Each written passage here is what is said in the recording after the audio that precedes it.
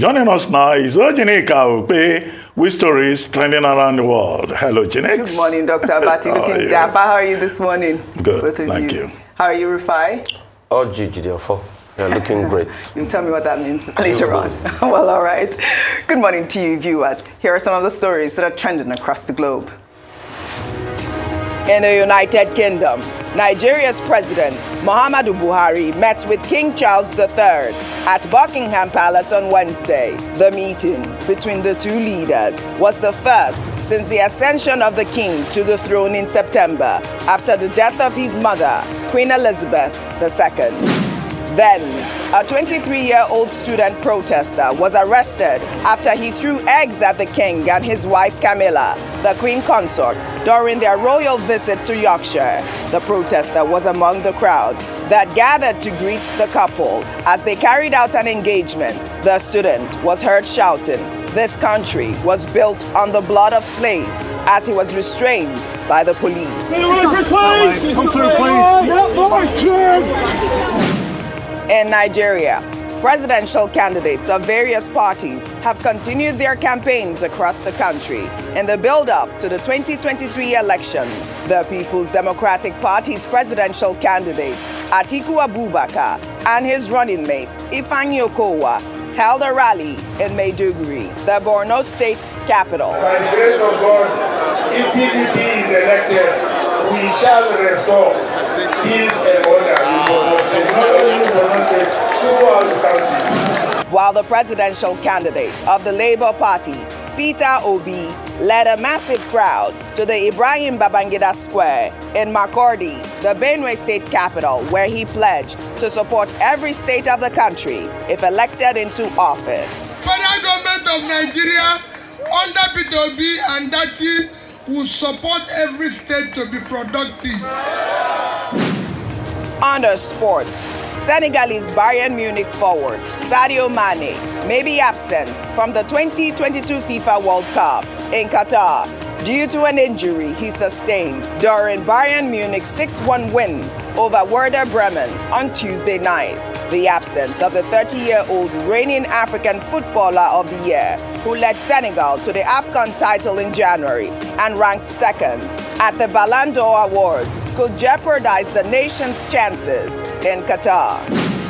Finally, under entertainment, Afrobeat star Divine Ikubo, popularly known as Rema, shocked fans during a high-energy performance in London when he seemingly collapsed on stage. The 22-year-old star, who calls his fans ravers, was then rushed out on a stretcher, but as panic broke out, Rema suddenly jumped back onto the stage to the amusement of the crowd.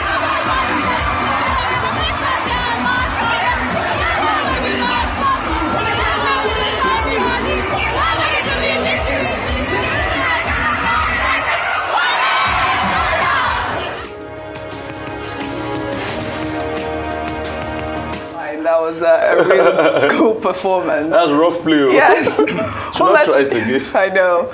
Let's begin what's trending.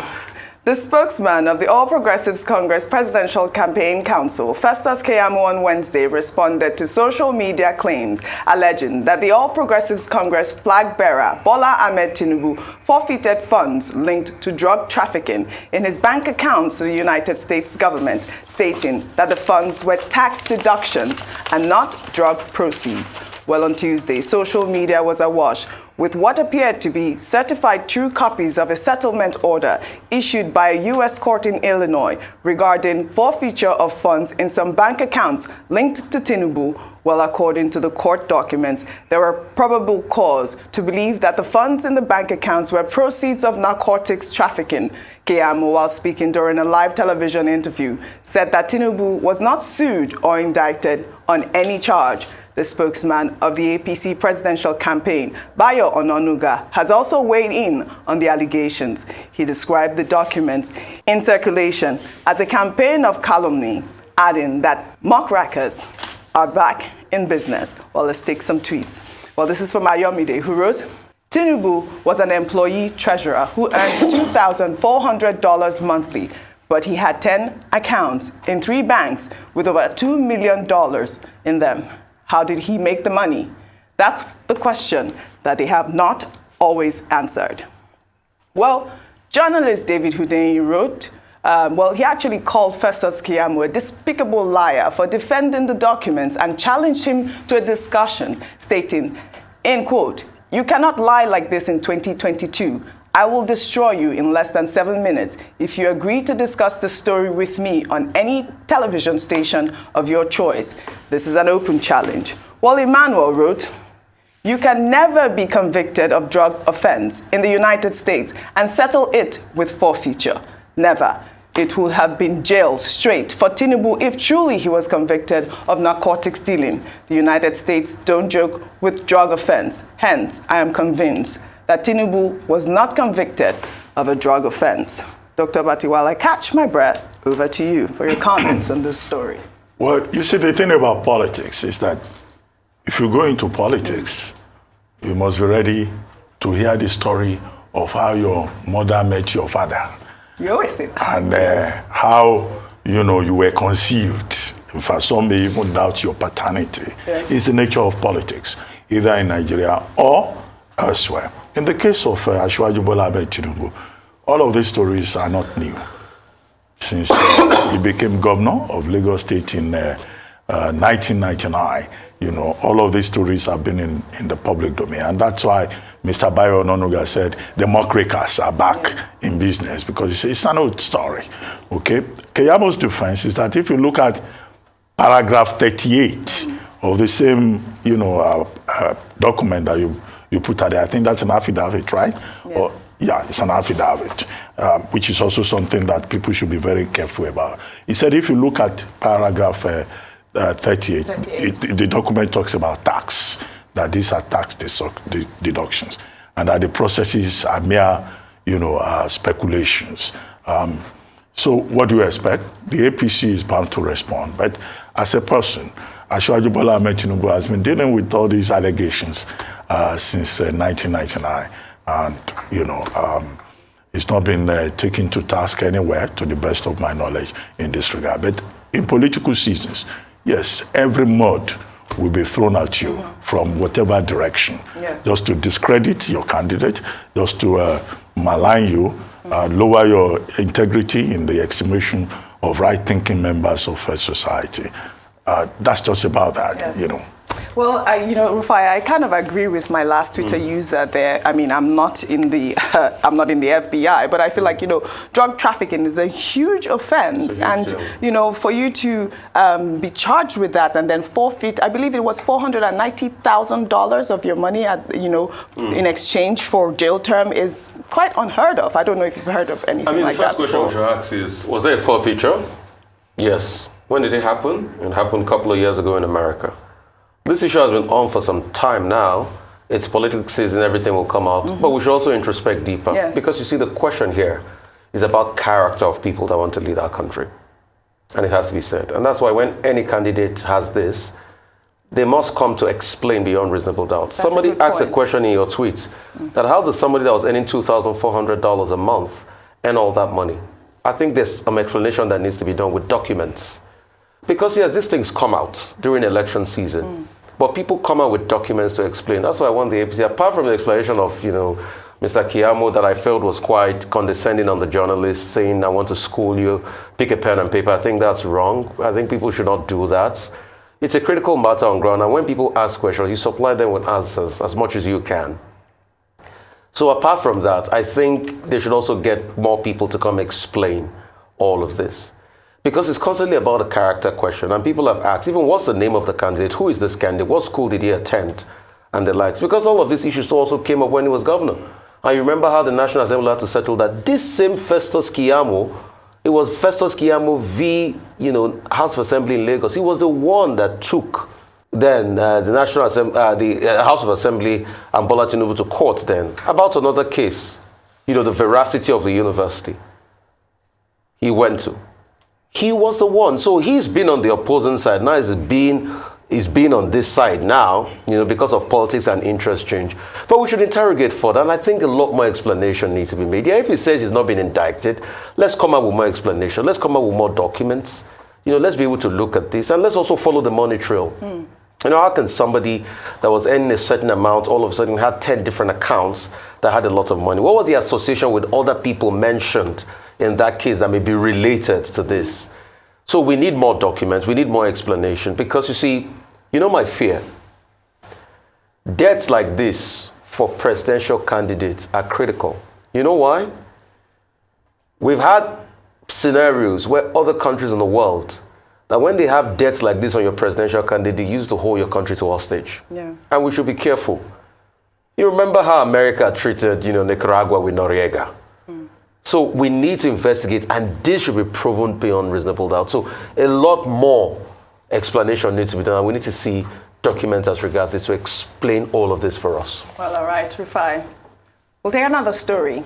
Following a recent call for the resignation of Sadiya Farouq, Minister of Humanitarian Affairs, by the Niger Delta caucus in the House of Representatives over her comment on Bayelsa not being one of the states most affected by flood, while presidential spokesman Garba Shehu said that the call for her resignation was inappropriate, stating that the government is equally concerned about the flooding in Bayelsa as well as other states, and they will continue to support them in overcoming the incident. We've been talking about the story, and I don't think it's going to end, for a while until adequate measures have been put in place to help the victims in Bayelsa. If you recall, we talked about these people that called for her resignation, the Niger Delta caucus. One of the lawmakers there, Solomon Bob, who represent Abua Odual in River State. He's a PDP lawmaker. If we can pull up his picture there, I think we represented him as a APC lawmaker. He was one of the lawmakers calling for her resignation. Dr. Abati, over to you. Well, yesterday when you brought up this subject, I made it clear that ministers hold their positions at the pleasure of the president. He has the authority to hire and fire, in exercising his powers under Section 5 of the Constitution. The executive powers he has, and the power also to delegate authority to whomever he considers fit, of course, with the approval of the National Assembly, as the processes are stated in the Constitution. So in this particular case, the effect of Garba Shehu's statement is that one, the minister is not going to resign. Absolutely. That's Two, what you said. the president has no intention to ask her to resign or to fire her. That much should be clear to everybody. The second point, which I had made yesterday, was that, look, the members of the Niger Delta caucus or any other group, be they traditional rulers or whatever, yes, okay, they're just expressing an opinion. Even if it was on the floor of the National Assembly, a mere resolution has no effect. It's just merely advisory. The president can ignore it if he chooses to do so. But this was not even a resolution. This was a group of lawmakers expressing an opinion. The third point is that in the statement by Garba Shehu managed to strike all the right notes. He said, for example, that no life lost is considered lesser than that of others. In other words, every Nigerian life matters. Two, he made the point that the federal government will continue to do all that it can to provide support, and even commended the Bayelsa state government what it's been able to do so far, and even called on the international community. Three, he made a point that this is not the time for public reproach, that this is a time for cooperation, and I think he's right on all of those regards. However, the residual point, which he did not address, is that the people of Bayelsa are saying that since the incident and other parts of the country, no high-ranking, member of government visited. Okay, we saw the Minister of State for Petroleum eventually, going home. Chief Timipre Siva, but he is from Bayelsa State. Yes. It's like going to see his own people, maybe to even assess whatever damage may have been done to his own assets by the natural disaster. But, Nigerians wanted more, government persons, as is done in other parts of the world, as has been done in the Philippines, as you have seen, in the floods in the United States. It's not for people to just sit down in Abuja and be making statements. And now the committee that has been set up by the federal government to come up with lasting solutions, that committee will submit its report when the next floods have started. They've been given 90 days. By 90 days, we are almost entering another rainy season.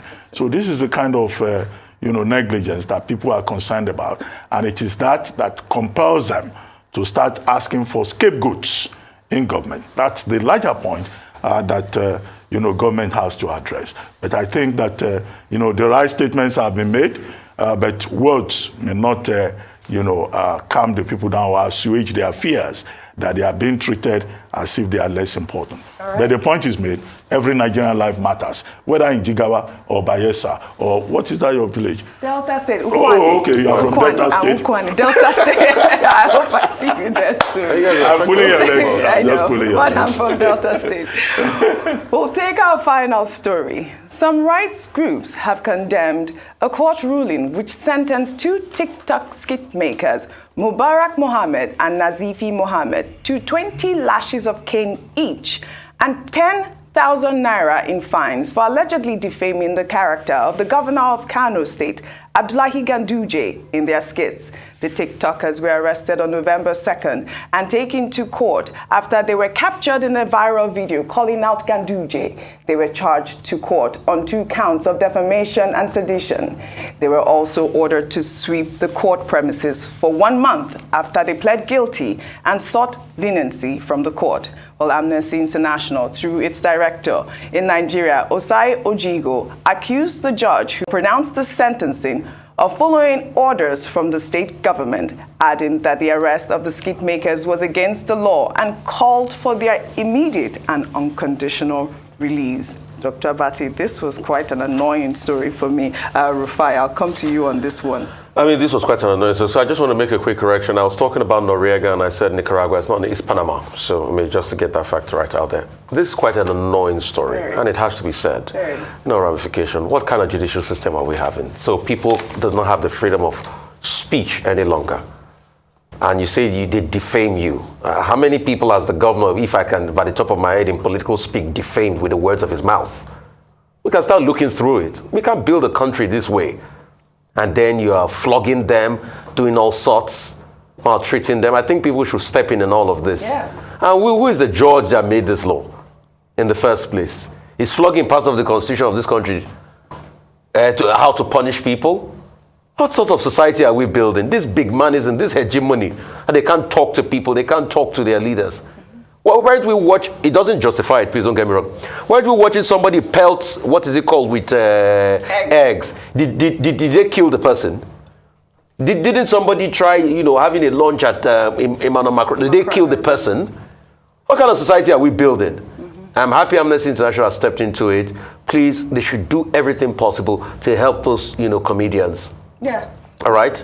This is not Is it for every person that abuses us or attacks us, if we react, how many do you want to react to? This is not the first time. We've seen, I believe, in Kogi State, these 2 guys that were flogged for pulling up. I wanted to comment vandalizing on the this fence because it's about the law. Yes, I wanted to know what part of the law. Now, in one regard, this is a magistrate court. Yes. Now, the magistrate court has recommended flogging, sweeping of court premises for 30 days. Now, if you look at the criminal code, there isn't corporal punishment in the criminal code. But this is the challenge we face when you have one country, 2 legal systems. You have corporal punishment in Article 55, Section 55 of the Penal Code. It must be in this particular instance that the magistrate is applying the penal code, because this can be the criminal code. Again, sedition. They are being charged for defamation and sedition. Sedition refers to the sovereign right of kings to be above the law. Even the English people that gave us that law under common law, they've reviewed the law of sedition.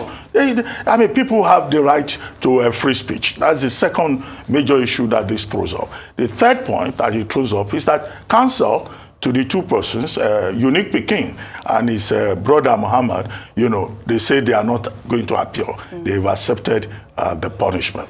But we have this dilemma of one country, 2 legal systems. It would have been nice if they had gone on appeal, to challenge the ruling by the magistrate court. Yes. Okay, thank you. Let's leave it at that. They pled not guilty, and they also asked them to apologize through their skit, their videos as well. I guess they have done that. I feel like they should be released. Well, thank you both for your great analysis as always. Well, that's all I have for you on What's Trending today. I'll see you tomorrow.